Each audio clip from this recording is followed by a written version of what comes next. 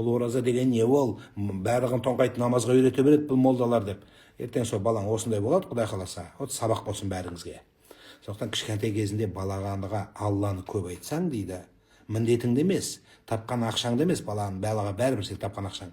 Міндет қылып белің ауырған, желкеңі шығып кеткен, тағы геморройың шығып кеткен балаға бәрібір. Өліп қалсаң да бәрібір.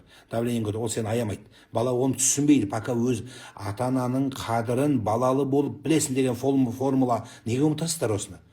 Еңбекпен өтпейді балаға. Мен бүйтіп жатырмын, мен сенсін сөйтіп жатырмын, мен сен бүйткенмін, мен сен кетші бар дейді. Үйден кетіп қалады ана бала сияқты айтады, кетеді, кетші бар дейді. Өзім білем дейді. Болды, ештеңе істемейді. Түк істей алмай қаласың.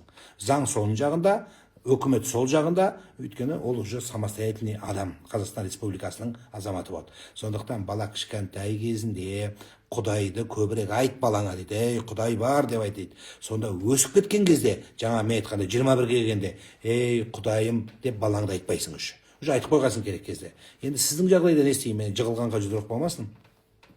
Үмітіңізді үзбеңіз, балаңызға көп дұға қылыңыз, Алладан сұраңыз, Алла жүрегін босатып бер, жүрегіне мейірім сал, маған деген құрмет салшы, Алла деп Құдайға басың ұра бересің, болды. Алла мүмкін жүрегіне салады. Баланың басына бір нәрсе тию керек. Бала бір нәрсеге ұрынып барып қояды. Бұндай балалардың ақыры солай енді. Ренжімеңіз, ауыр болса сол енді. Оның қандай ауыртпашылыққа түссе де, сазайын сіз тартасыз бірінші орында. Балам Аллаға сенбей қалды дейді. О, субханалла. Сол кішкентай кезінде айтпағаннан кейін, бала кішкентай кезінде біз айфон әпердік. Бала кішкентай кезінде киіндірдік. Десе мә дедік. Соны мен мына әр соңғы 10 күндікті үзбей ұрпақ тәрбиесін неге айтып келатырмын? Балаңа мынаны істе. Мына кішкентай балаларға айтадым. Уже өсіп кеткендерге пайда жоқ, ол қабылдамайды сен. Кішкентай балаларға Астанада айт намаз нешеде басталады? 7-те басталады. 7-те. 6-та 5-те келе бер бәрібір. Сондықтан сол кішкентай кезде айтыңыздар. Өсіп кеткеннен кейін уже пайда жоқ. Бір маңызды нәрсе дейінсің, бір шланг жұтуға бола ма, құйрығыма бір нәрсе болса, бүйтсе бола ма, шиқан шықса бола ма, жаныңды жеп тұрып бір маңызды нәрсе етіп жатсаң, біздікілер артынан тартып жатады да, мұрным шықсам не болады, жан басыма қолым кірсе не болады, ұят болса не болады. Өзі кішкене көрсеш, не айтып жатыр мынау деп, кішкене сабыр қылып тыңдап тұрсаш, бір темаға кір. Темаға бүйтіп тыңдап тұр, мынау бала шағаны айтып жатқанда сен мына жақта кішкене тоқтай тұрсайшы, мен сөзімді айтып алайын. Сіздер де осы тыңдап отыр, ананы оқимын ба, мен де сөзімді жамылып қалып жатырмын. Не айтып жатырмын деп шатасып кеттім. Секунду тоқтай тұр, мен көп сөйлемеймін, 1 минут 2 минут. Оны асырмаймын. Сол 1 минут 2 минут тоқтай тұрсаң, содан кейін барып сұрағыңды қоясың.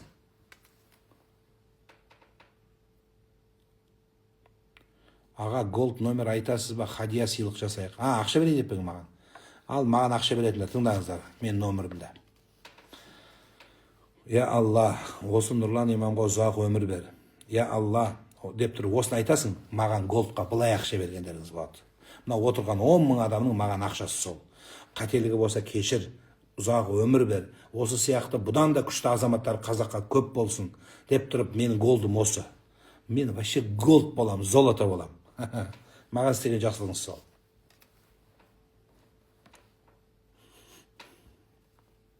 Дұға қылыңыз маған. Аллаға бүгін айтып тұрып, я Алла, қандай дұға бар? Айт.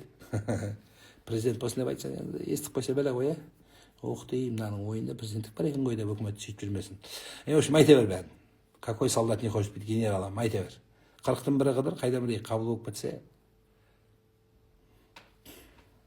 Жақсы сөз. Ұзақ өмір тілеңіздер. Аузында сөзін шатаспасын деп тілеңіздер. Мен дәулет, сәулет сұрап жатқан жоқпын Аллах Тағаладан.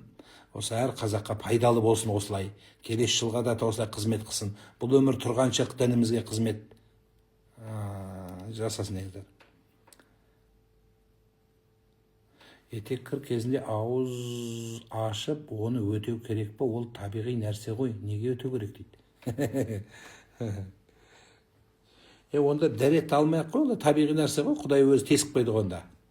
Онда не қатысын бар? Онда штаныңды жумай-ақ қой, онда табиғи нәрсе ғой, нормально онда. Не осыны жуып ол?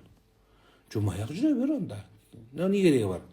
Мен өзім таза жүремін деді, жумай-ақ қой. Табиғи нәрсе ғой, адамнан шығатын нәрсе. Болмаса да? Ұстайсыз. Бұл сізге жеңілдік, наоборот. Құдайдың сізге выходное.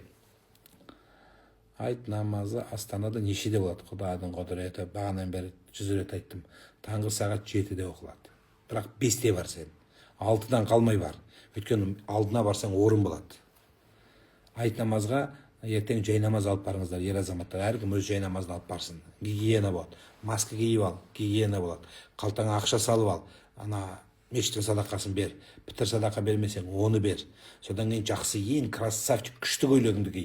Аяққа дейін, туфлиіңді ең қымбатын кимей ақ қой. Үстіңе ең қымбат киімдеріңді ки. Ұлттық шапаныңды ки. Қазақпыз біз. Қазақ деген ел, қазақ деген домалақ тақиямыз бар, қазақ деген үстіне бешпетіміз бар менкіндей. Менкінде емес шығар, осындай примерно.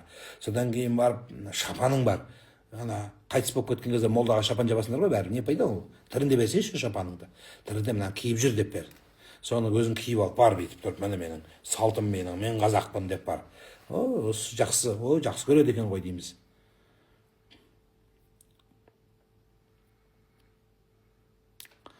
Аға, жолдасыңның бәрін кешірім, жолдасың, қайда етті?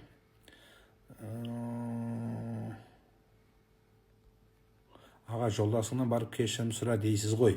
Иә, сіздікі дұрыс. 13 жыл бойы өзім кешірдім. Сұрап, дұғасын барынша сақтап келдім. Қазір ақша көп тапқаннан бастап мені унизить етіп қол көтеруін шығарды дейді. Жоқ, ол басқа нәрсе ғой, мен жалпы айтып жатырмын да енді. О, ақымақ енді. Мен сөздің ішіне қостым бұны. Сіз тыңдай алмадыңыз, просто эмоцияда отырдыңыз да, тыңдай алмадыңыз. Ана сөздің басын тыңдап, аяғын тыңдамағаннан сондай болып қалады. Иә, сені қорласа, унизать етсе, аяққа таптаса, ол унизать еткен, ол өзін унизать етіп жатыр біріншіден. Мен бұл жерде тек қана ұрғанын айтып жатырмын. Және мына морально өлтіру адамды еттен өтіп кетеді. Кейбір ақымақ еркектер бар, ана сөзбен түсіріп, сен түк көрмегенсің, сен жетімсің, сен қайыршысың деген сияқты небір ұятсыз сөздер айтады, жаман сөздер. Енді адамның жүрегін сындырып бітіреді да енді. Енді ақымақтық, енді ол ақымақтық енді. Не істейсің енді, адам пенде. Енді ондайға үшін өмірің сенің біреу-ақ үйтетін болса, сізде осындай проблема бар шығар. Бірақ сәл бір нәрсе болса, елеңдеп тұрған қыздар бар қазір. Ана үйіндегі шешесінде миы кем, одан туған қыздың да миы кем, содан кейін сәл күйеу бала бір нәрсе деп қойса, секіріп құтырып шығар. Өз бір-біріне повод іздеп жүрген бейді. Қашуға, байдан қашудың проблемасын іздеп жүргендер көп еді. Соларға повод май қатамыз.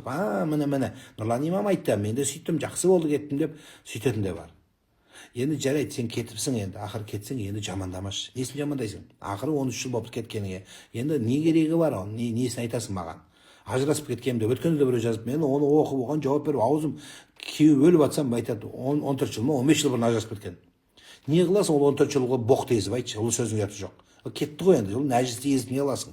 Құтылдың, жаманды Құдай құтқарды сен. Енді жақсы болып кетпейсің мені, кім ғой деп жатыр саған? Жақсы болып ары қарай жақсы өмірін сүріп кете бер, ары қарай.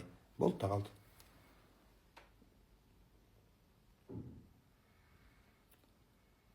Ертең сәресін ішпейміз халқым, 100 рет сұраңыздар ғой дейді. Иә, ертең ішпейсіздер. Бүгін кешке ауыз ашасыздар. Все. Бүгін кешке ауыз ашасыздар. Все. Болды, тоқтайсыз. Соңын жарылып тұрып тойғаншы же. Ертең сәресін жаңағы ішпейсің, ертең қыдыр. Аға, үйленгім келеді, қыз жоқ дейді. Мына көрме, қыздардың айтып атқанын. Ертең үйленіп аласың да, сол қызды аяққа таптайсың сен. Үйленгенше бір апта, бір айда жақсы болады, содан кейін барып шұқып жамандап, осындайсың, сондайсың де. Сен үйленбе, сен асықпа. Елдер қатыннан құтыламай жүрсе, сен қатын алам деп тыңдаса ше, сен ақша жина. Көрдің бе, ақшаң жоқ болып еді, қатын тастап кетіп жатыр. Ақша жина.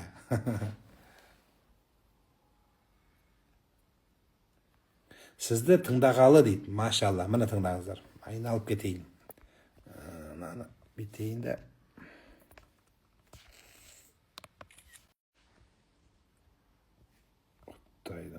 Сізді тыңдағалы намазға келдім дейді. Отбасын сақтадым дейді, машалла. Құдайдың бір мейірімі келген екен сізге.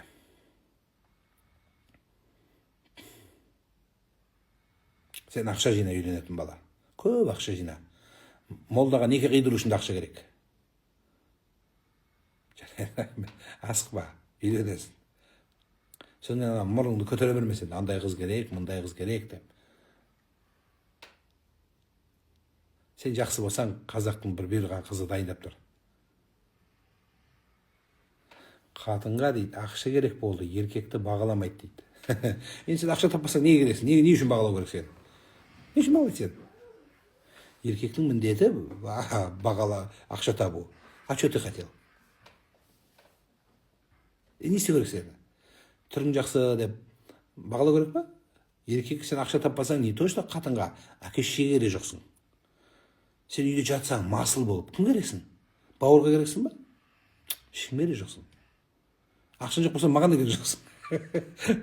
Сен мотивация берейін, тұр бар жұмыс істе. Не жатсың сенікі? Дүние тап. Құр жатқан сен масылда не пайда сен? 11-12 жатып ұйықтап, тамақ бар ма деп тұрасың, как будто өзің тамақ әкеп үйге беріп жатқандай. Аға, машина айдайсыз ба дейді. Айдайым, машина сыйлайсың ба?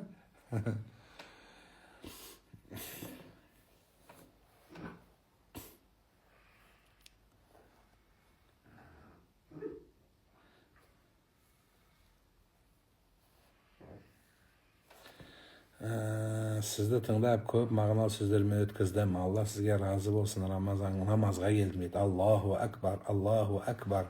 Аллаға шүкір, Рамазан айына жеткізіп берсін. Аллаху акбар. Алла сондай ұлық. Намазға келу қиын емес. Алла хидаят берді, келдің. Енді осы намаз ұстап қал. Мына жақсы қасиетті үйрендім дегендер, осыны ұстап қалыңыздар. Осынан ажырамай ұстап қалыңыздар. Бұл дүниеден кеткенше сіздің байлығыңыз болсын. Дүние аударылмақ түгіл қопарылып кетсін, тастамаңыз. Намаз тастама. Оразаны тастама. Осы жақсы ет, ашуланып темекі шегіп кетпе. Таста бәрін.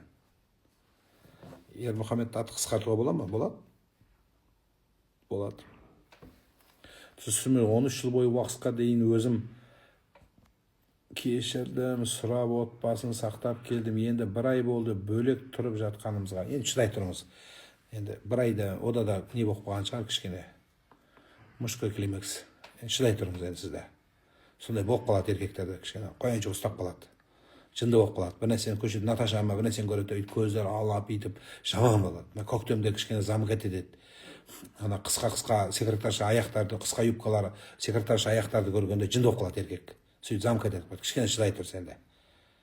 Жамандамай тұра тұр маған оны. Байқамай ауызды жабарда уақытын өткізіп алса не болады? 2-3 минут. Бұлай. Тамақ ішпесең болды. 2 минут өтіп кете берсін. Маған десең 20 минут өтіп кетсін.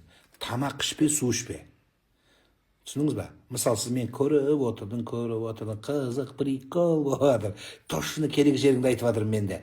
Қайдан біліп тұр? Как будто менің енемді айтып жатыр. Қайдан біліп тұр деп. Мәз болып тұрсын да, қызық болған кезде, ой, қарасаң 20 минут өтіп кетті, арбиып отырып. Ана дұғаны оқыған жоқсың, уақыт өтіп кетті. Не істейсіз? Ораза ниетін айта бересің, ораза ұстай бересің. Бірақ ішпе, тамақ ішпе, тоқта, стоп. Ал енді ішіп қойсаң, 2 минут болса да ішіп қойсаң, онда айттан кейін бір күн ұста.